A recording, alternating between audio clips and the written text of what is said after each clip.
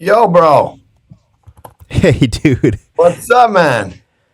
Dude, it's good to see you. You too. How are you? I'm great now. Here, let me get Is this video too or just audio? it's video too, but if you Let me close this window back here. okay. Great wallpaper. What's up? It's great wallpaper in there. Oh, thank you, buddy. Yeah. My guest room / podcast office room. Oh, awesome. For when you are a guest on podcasts, or do you have your own podcast? I've been actually recording some podcast episodes, like starting a podcast, but they haven't released any of them yet. Is it Ethan Yeshaya Nerd?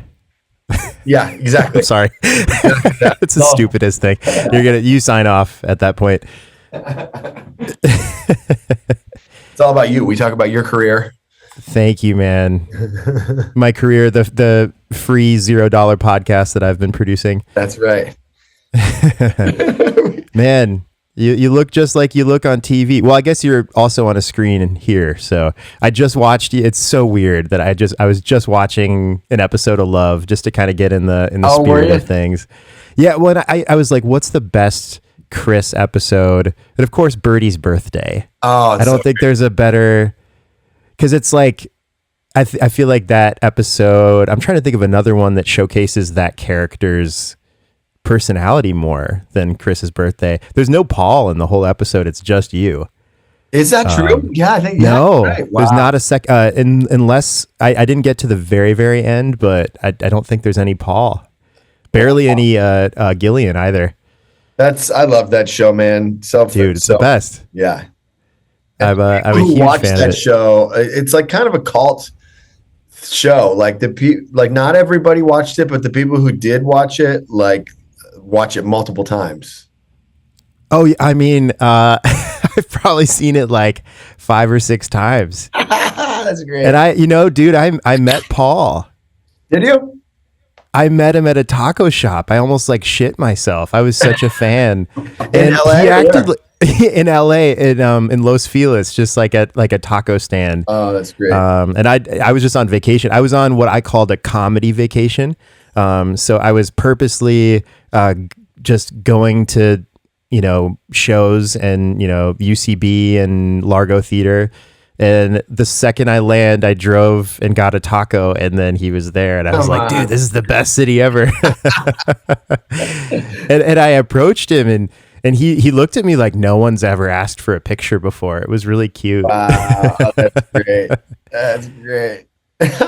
But when I watch Love, I'm just like, man, I'm not an actor, but if I was going to be an actor, I think I would want to be on that show or like a show. Totally. Everyone seems really cool. Maybe you're like, no, they were all dicks, but everyone seems amazing. Everybody was so cool. It was great. Yeah. It was like a little family. We all were buddies, and it was great. Have we started the podcast yet? Yeah. Okay, this is it. Oh yeah. We're jumping right in. Yeah. It was such a fun show. Everybody was great, and we got to improvise a lot, and kind of like come up with our own characters, and it was like my first big job in LA too. It was like my first series regular job, and working with Judd. It was awesome. Dude, how great is Judd? Do you love Judd? Love Judd. Judd's okay, good. I mean, you're making a whole podcast about him. Well, yeah, and I listen to so many interviews that I'm like, unless there's some like secret dick thing out there, he's just amazing. Like every interview, he's just like everything he says is like funny, just self-deprecating enough, super cool. I'm like, yeah. Well, he's the whole package. It really, I think, is because, I mean, it's the title of his new book. He's a comedy nerd. He's like a true comedy nerd. Yeah. Who just started as a fan, and he started interviewing comedians when he was like a teenager, and so he just loves it. Like he truly loves comedy and comedians and comedic actors. Yeah. And he has never lost that along the way. And so I think that is what really makes Judd Apatow so great, is that he just really loves comedy. And that I know that about him, and I got the book. I asked my wife for Christmas, get me that new Judd Apatow book. And my wheels started turning when I was reading the book. I was like, yeah, he wasn't even a comedian yet, and he started interviewing people. And I was like, I could do that, maybe. I'm an adult. I have more tools now. I have like I have microphones and stuff. So, but actually your yes was quite a while ago. I think in like January or something, I messaged you and you said yes. And I hadn't even fully developed the podcast yet. So it was kind of an invitation, I think, from the universe to continue. I was like, I don't know, is this a weird idea to focus a whole show on just one dude? But your yes was kind of like, okay, this might be something cool. I don't know. I'm happy to hear that. That's great, man. Yeah. Well, yeah, it's my pleasure. Judd's done a lot for me in my career and has been a champion of mine and so many other people. And so I'm happy to do this. And, I feel like if I can get an opportunity to kind of like thank him for what he's done for me, yeah, it'd be great. Well, and part of like wanting to focus a show on him is I'm like, he gets praise, but not in like the like intense ways that I like want it for him. Like I want people to just be like, oh, you changed everything. You changed comedy and film. And I get really excited thinking and talking about him. So it's fun to talk to other, especially people that worked with him that totally get it. Probably get it more than me because I've never met the person, but yeah, you will someday. You think so? Oh yeah. I mean, well, you should just find out where he lives and just go there and knock on his door. And if he doesn't invite you in, then maybe if you can't have him, then no one can. And this is where I want to establish myself as like not creep. However, I don't want him to like listen to this and be like, God, that is that pre-stalker? Is that PS over there? Apatow Stalker podcast. I wouldn't show up at the house, but if I found out let's say he lived in Los Feliz, I might like hang out when I go there. Just more coffee shops, more restaurants. Hoping for the coffee shop. Just hoping to bump it. Yeah. He has a great joke in his stand-up where he says he's at the level of fame where if somebody comes up to him and says, "Are you Judd Apatow?" and then he says no, then that person just goes, "All right." All right. Yeah. That's hilarious. So were you Judd aware earlier on than when you started working with him? Oh yeah. I mean, Freaks and Geeks, Gary Shandling. I loved that show. Larry Sanders. I also loved the Ben Stiller show. That was kind of coming up. That was big for me.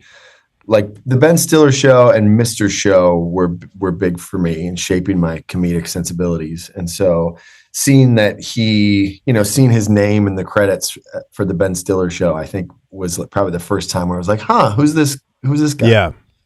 Yeah. That's great.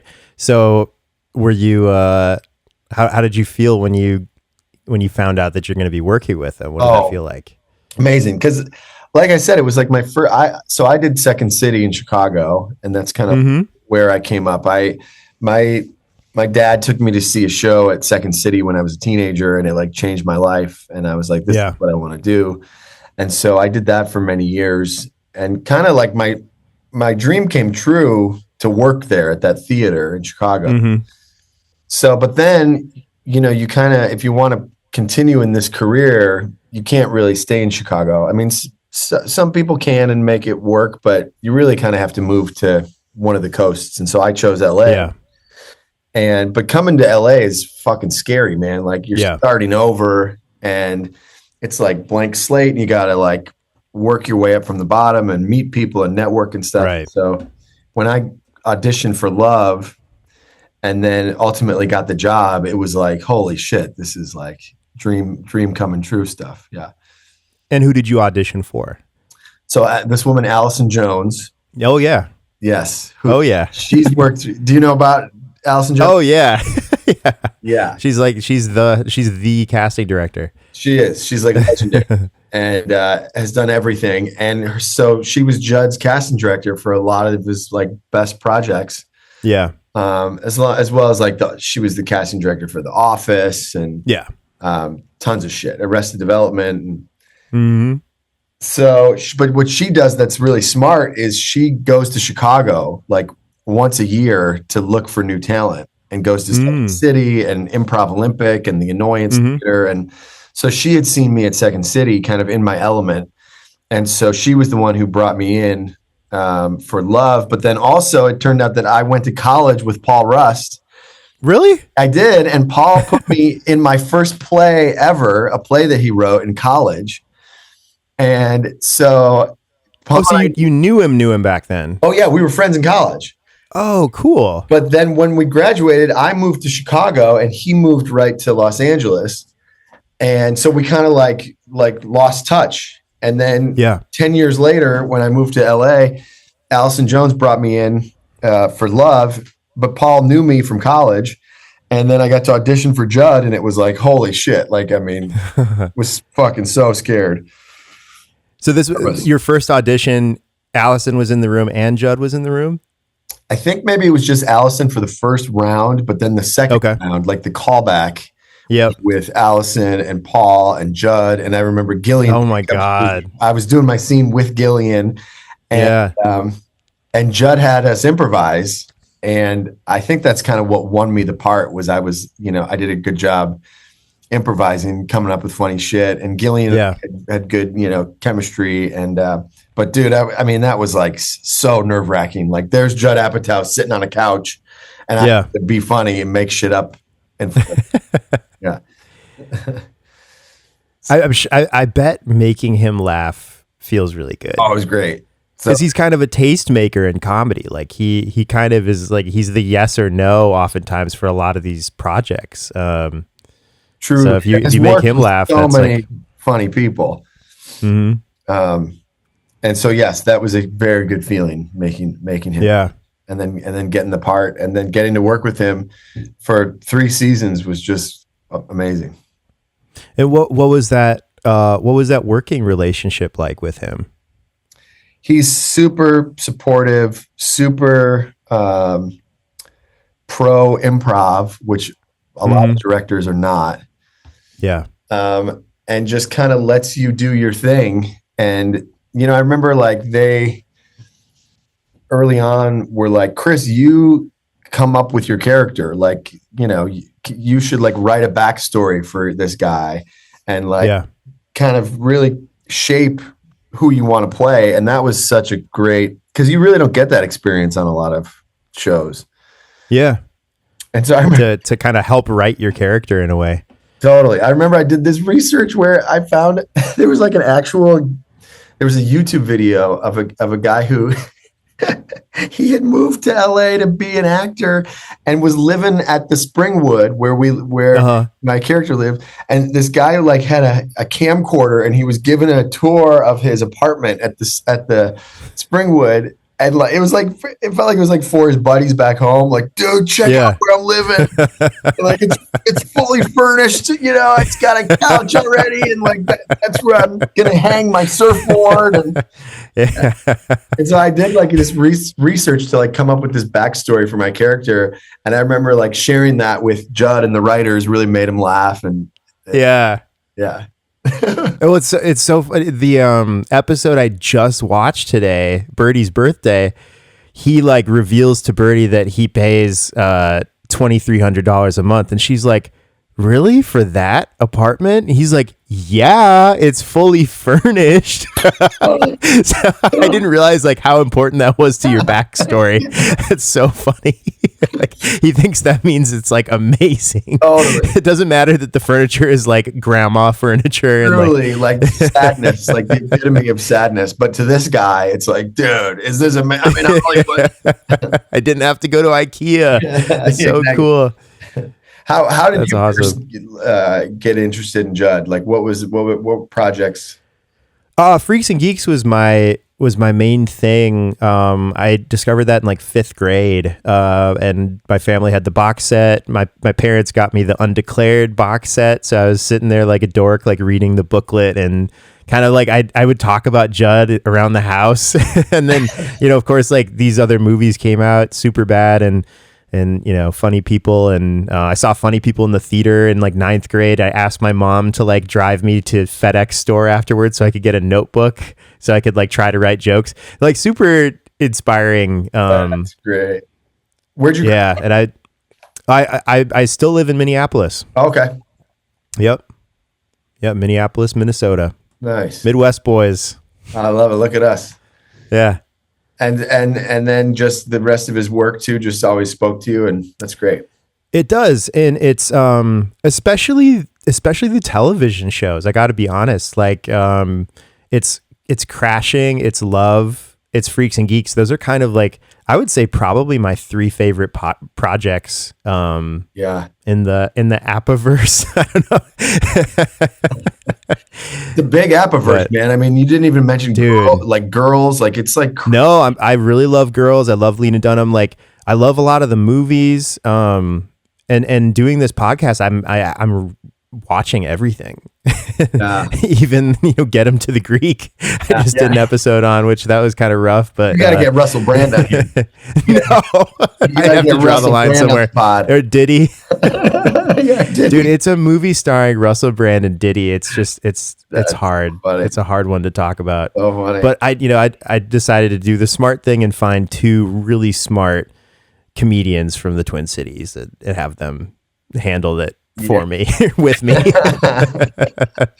Yeah. But Judd is so prolific, man. It's like what an amazing body of work, and then he's still working. Like it's like he could easily just go lay in a hammock for the rest of his life and just rest on his laurels, but he's still out there creating shit. And well, and what I've always been attracted to with him is his sense for collaboration and his interest in mentoring people that are underdogs or completely inexperienced or like non-actors. Yes.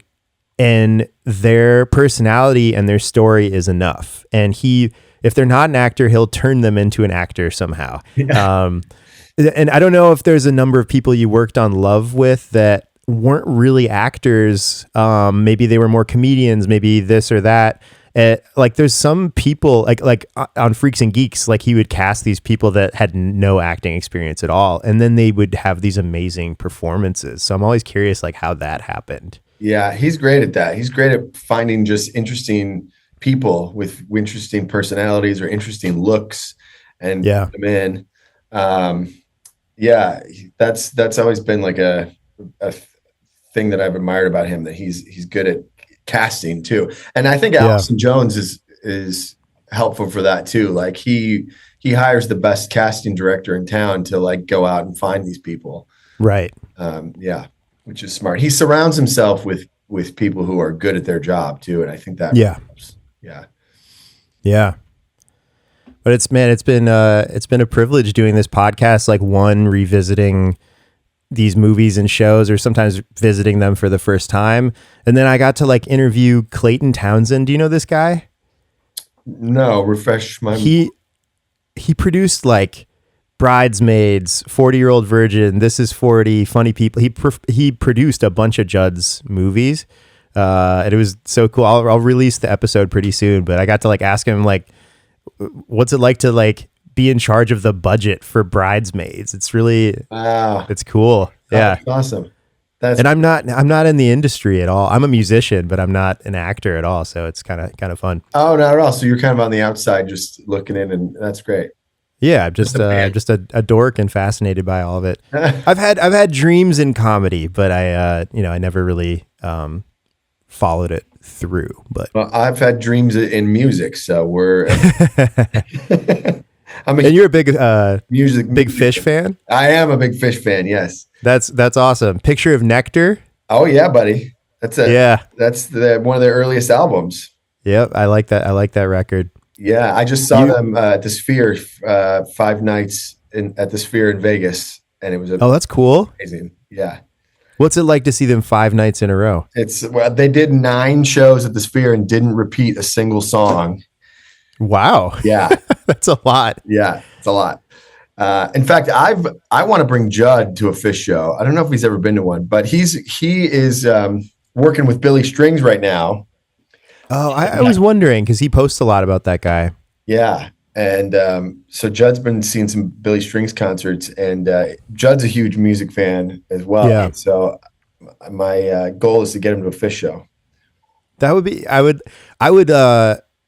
like to go to a fish show with Judd, but I would really just love to hear Judd talk about his experience at a fish concert. Yes. I could maybe convince him to do some drugs, and that would definitely. He might do it. Yeah. He's tried ayahuasca. He's adventurous. He has. You're right. Does he have talked about that on pod? Yeah, he's talked about that. He does. Yeah. No, if it was a secret that somehow I had, I wouldn't reveal it on Apatow. There's no way. He did it at like some lady's apartment in like Van Nuys or something.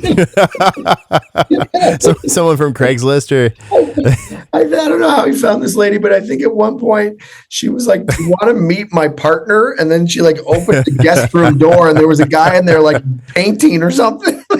Like, what? Was this like recently? Yeah, it wasn't that long ago. And I'm like, you're doing like this hardcore psychedelic drug at this lady's apartment in Van Nuys. Oh my God. That's great. That's incredible.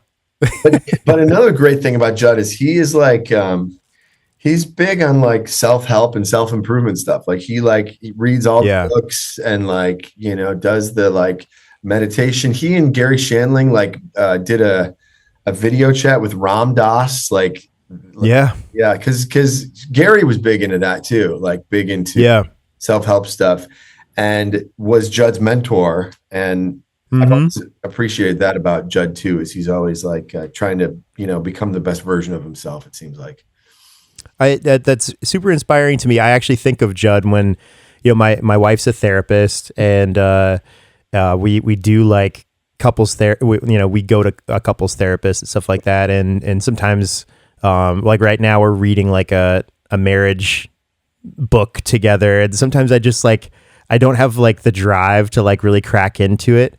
But sometimes hearing about people I admire that are really good about working on themselves, it kind of inspires me. That's great. I'm same way. I've been in therapy for a long time, and I'm always trying to better myself, or like I try to keep pulling my ass back on the spiritual path. What's your flavor of spirituality? I love like Eckhart Tolle, like the power of now, and really trying to like, come back to the present moment, and and like not be anxious about my future or regretful about the past, and just kind of trying to That sounds ideal. I get really anxious about the future. That's where I live. I think that's a lot of people. But like a lot of times the shit you worry about never happens most of the time, and when you're just like stuck in this thinking like pattern where you're like letting your thoughts control hold the steering wheel. But if you can kind of like step back and observe your thoughts and just be like, oh, this is just another thought that's coming through, and I can just watch it pass, that's very Ram Dass of you. Be the observer. Pete Holmes had like a special relationship with Ram Dass. Oh, really? Yeah, like I think he started going to his retreats and stuff, like, but then they kind of became friends until his death. It's kind of amazing. I'm rereading Pete Holmes's memoir right now. It's really, really good. Oh, interesting. I didn't realize that he knew him. No, that's cool. Yeah, it's very cool. But I wanted to ask you about Paul more. I really hope to talk to him on this podcast. I have plenty of questions for him, but I'm curious. There's the first thing I'm thinking of is there are some episodes in the third season where his character has a lot of anger that's kind of pent up in him. And he's he plays himself off like such a like a Midwestern like sweet guy, but then he kind of deep down has some stuff. Have you you've known, you're friends with Paul, you've known him a long time. Was that just really good acting, or did that come from a part of him that where he has some anger? I mean, that might be a personal question, but yeah, I don't want to speak for him, but I think that like I've always described Paul as pound for pound the most talented guy I've ever been around. Yeah. Even in college, he was like prolific. He was always writing these plays and like performing, and his stuff was always like saying something and was real and like very gritty and very like fucking he's like a true artist, Paul. Yeah. And I'm sure that comes from something. I mean, it always does. Yeah. Good art always comes from something. Yeah. Pain or and so I hope you get to interview him to ask him these questions. I don't want me too. That's why I think that show really resonated with people, is because it was funny and goofy, but it also was like dealing with real shit, Seriously, especially, man, the third season, these 3-season Judd shows are really like Crashing is the same way, where the third season really hits and you're just like, damn, it should have continued because they were really onto something. But there's that, I don't know if you remember that special episode where Mickey and Gus travel to South Dakota to like visit his family. Yes. It's great. Such an amazing episode. Where he finally like tells his whole family the truth that he's been holding in for like 35 years. Yes. And it's such an intense moment. And then they're all just like, okay. Totally. And it's like, it's just such amazing writing. And I remember it's just like, there's a scene from that episode where his dad like flips out and gets really angry and like kind of gets loud and lashes out, and then Paul reverts to kind of the middle child, totally, like goofy, being goofy and like, hey, look over that here. was me as a kid. Yeah, same. Are you middle child? Oh yeah, I'm the oldest of two, but I definitely used humor to try to like diffuse shit in my family. That was me. Yeah. Yeah. And that moment in that episode really always stood out for me, where he all of a sudden starts doing a Bill Clinton impression or something. Yeah, that's what it was. Yep. Yeah, it's like, oh wow, this kid was doing this his whole life to try to like, oh fuck, dad's mad. Let me like put on a show. Look over here. Right. Yeah. There's so much going on in that episode too. I remember it's like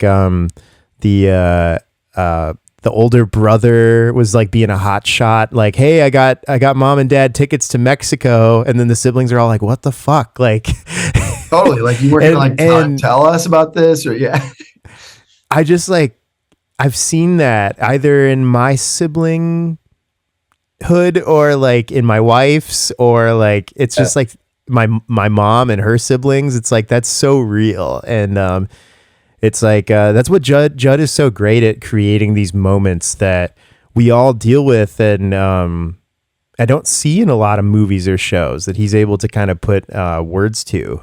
It's really cool. That's good art, like, he like tackles real shit, real, like what it's like to be a human shit. Yeah.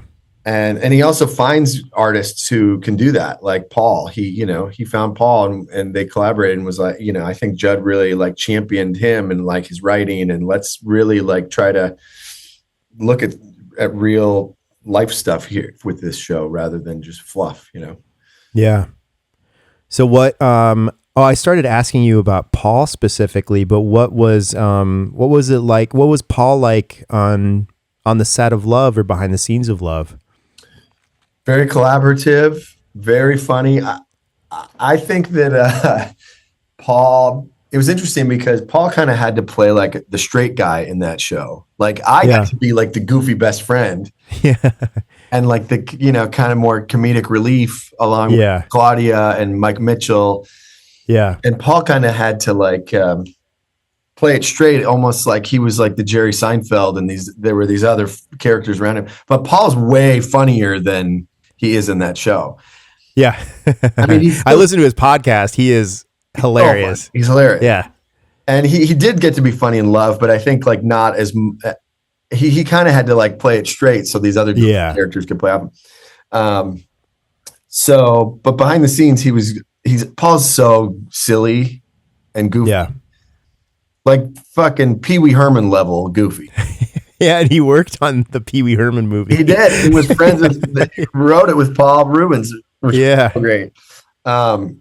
So Paul was always goofing around, silly behind the ssines, but super collaborative. Awesome. Like he was always so encouraging me to improvise and come up with funny shit. And it was a very relaxed, loose set where we were allowed to explore, which was cool. Yeah. I get the feeling that he's maybe not that much like his character, because his character has a lot of like unresolved stuff that I haven't sensed from Paul through hundreds of hours of listening to his podcast. It seems like he's a really like emotionally intelligent, like together dude. I think so. In a way that his character is still kind of learning and stuff like that. So that when I asked that question about his anger earlier, I think I was really just I just wanted to confirm for myself like that he's probably just a damn good actor to like, you know what I mean? Yes, I think so. Or maybe he was like that in the past. Sure. But then did the work to get to a place, where he's healthier. But such a talented dude, Paul. Yeah. And I hope we get to work together again. I haven't seen him in a little bit, but whenever we see each other, it's like, oh yeah, we're old college buddies. Yeah. Yeah. That's so great. I'm developing a show with Judd right now. Oh, are you really? Yeah. And it's been so great to work with him in that like capacity, where we like developed the show, and he, my writing partner and I would write, like we wrote drafts of this pilot and we would send them to Judd, and then he would give us notes, and we would go to his office. He's got a really cool, nice office here in LA, and we would go work there. And that's cool. That's like the Apatow, there's all of his, a poster for every project he's ever worked on. Yep. And it's truly like this Apatow clubhouse. It's really cool to go hang out at.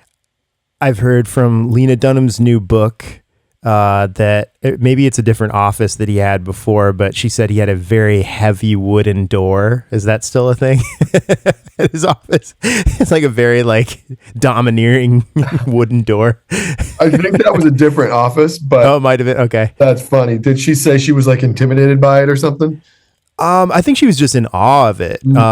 That's a her new book is amazing, but not everyone is painted in a super perfect light, flattering light. But Judd is.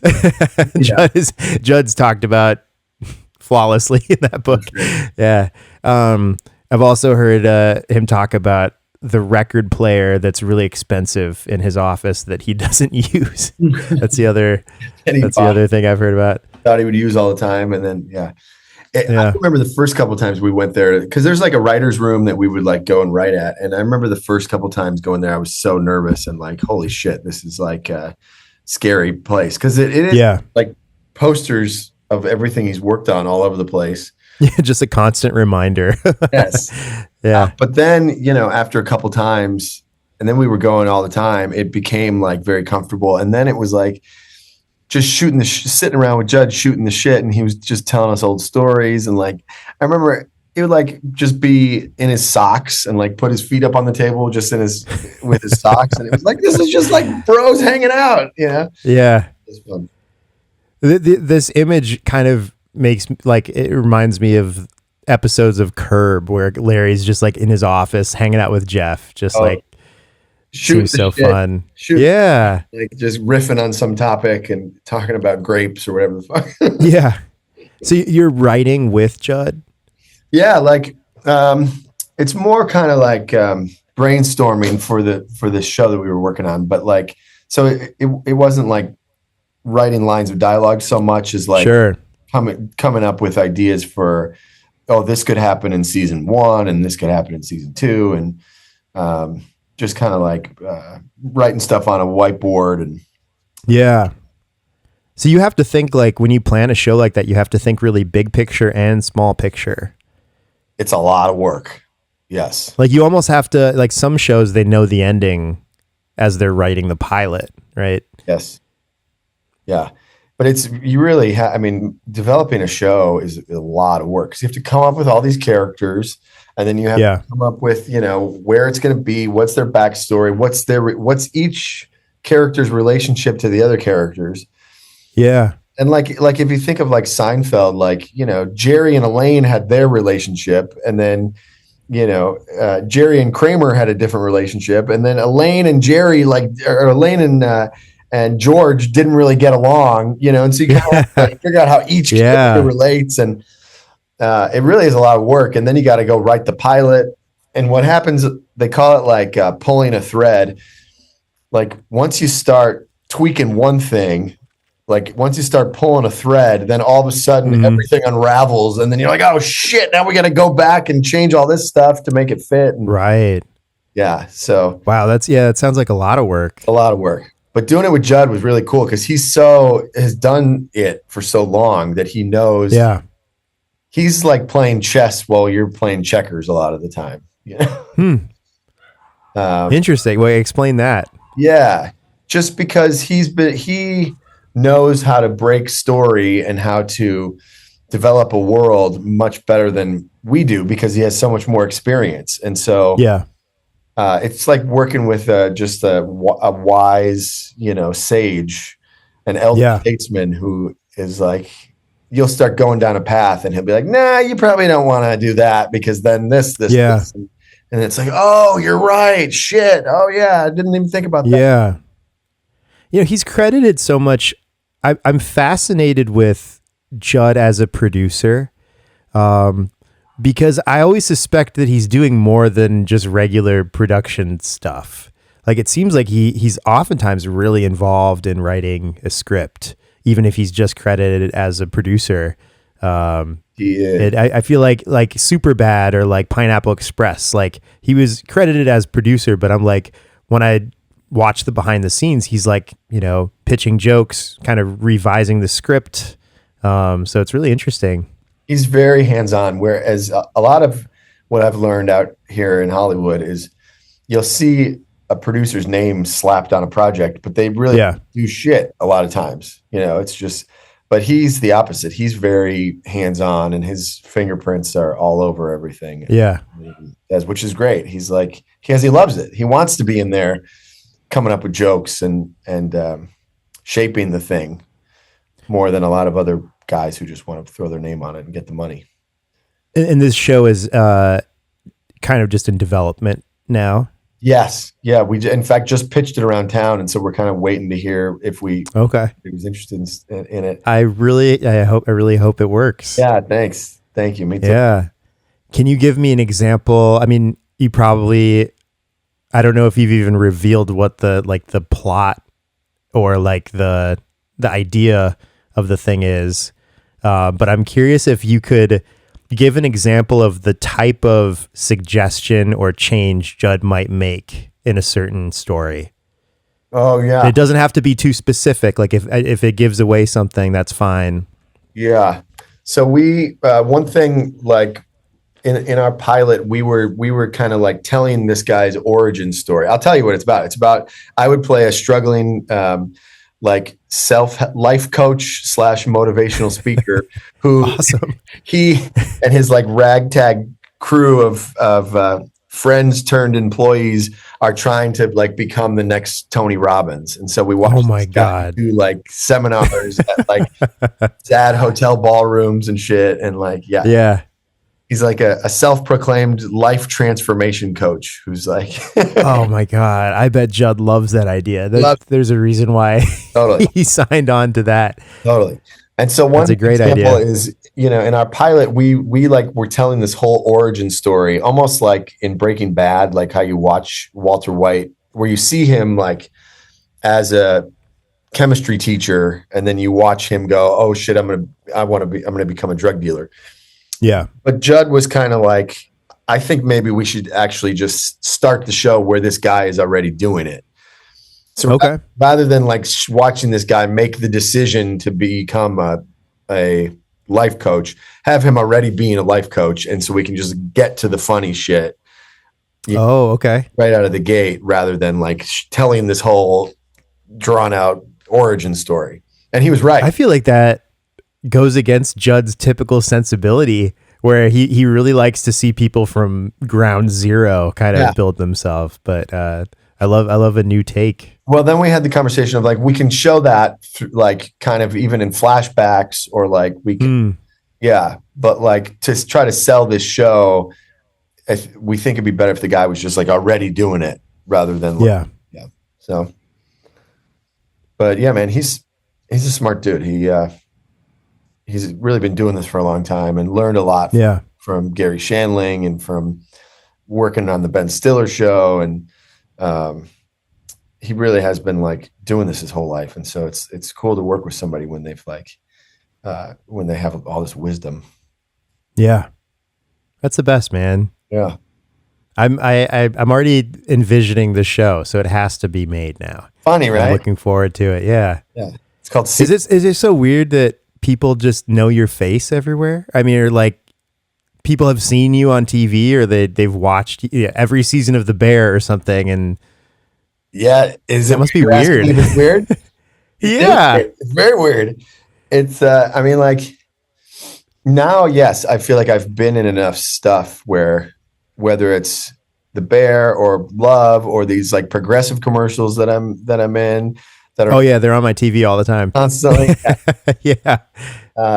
And so it's feeling like now I am like recognizable, and so when I'm out at the airport or at Fish concerts, people are coming up to me, and it's sometimes it's like great. Most of the time it's great. It's people come up to you and they're like, oh, I'm a big fan, and then we have a little chat,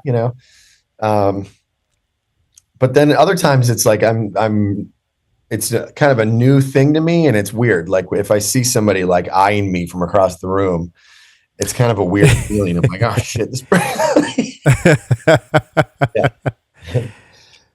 Well, if I was in a restaurant with you, I would probably keep the eyeing to a minimum, but I would definitely be like, oh my God. Yeah.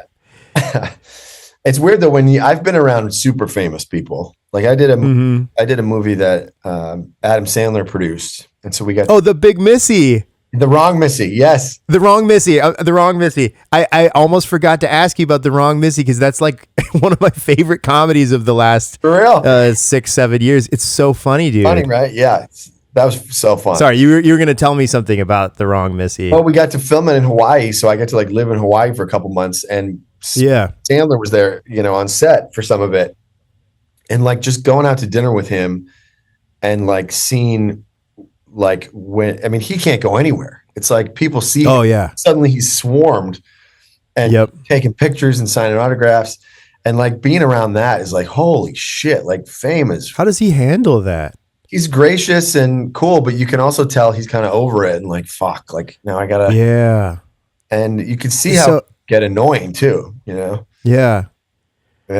So since you've been around that, you have aspirations. There's a reason why you worked hard enough to get into Hollywood. And are you trying to keep your career kind of at this level where you're not Sandlerized at the store?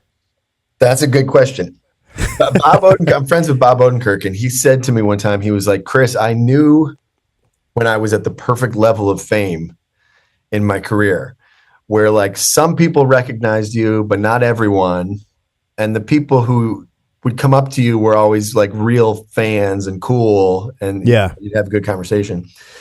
But even Bob now is at a different level where, where he, it seems like maybe it's kind of like a pain in the ass sometimes. You can't even just like go to the grocery store. Yeah. And so that's a good question. I don't know if I'm like, I mean, I want to keep working as an actor, and I want to like continue to have a career. and in this profession, that fame can be a part of that. Yeah. So, do I want to keep it at this level? I don't know. Maybe I do. Maybe it is like, be careful what you wish for. If you want to be super famous and all of a sudden you are, and you're like, oh shit. Yeah. There's like a Twilight Zone episode about it or something. Yeah, totally. Because to someone like me, you're like at a perfect spot where you can go places sometimes without being stopped. So you get a break from it. And you get to work with like the most incredible people. It seems amazing. Oh, it is amazing. It's great. But Yeah. But the thing is too, I mean, like, this is how I make my living. And this is like, there's money attached to it. And so like, Yep. I need to keep working in order to provide for my, family and my, Yeah. wife. And so it's kind of like, when when your livelihood is attached to it, you want to keep building the career, and that means more exposure and more people coming up. Yeah. So you're mentally preparing yourself for it to get worse in that way. The people I really kind of feel for are people who got super famous at a young age, Sure. Yeah. and I don't know how I would have handled that. Like, Yeah. you're a teenager and all of a sudden famous, and Yeah. like, I think fortunately for me, like, I'm 42 years old, and so I know who I am, and I'm already like set as a human being, and can handle myself, and and so now it's kind of just like fun and nice. But it seems like your hometown of Chicago really loves you. yes, I think so. I love Chicago. It seems like it. Like maybe it's just I've seen a couple things, but I feel like I keep seeing like you on local Chicago news, like the different sports teams asking you to either throw the first pitch or say something, or it seems like you're very beloved in like your home city, your hometown. Well, I love Chicago. It took moving to LA to really realize how great Chicago is, I think. I have been in LA for 12 years now, and I like it okay, but I miss Chicago. And so my goal is to eventually maybe like split my time and have a place there and a place here and kind of go back and forth. Yeah. That would be amazing. Yeah. But they say you can take the guy out of the city, but you can't take the city out of the guy. That's yeah.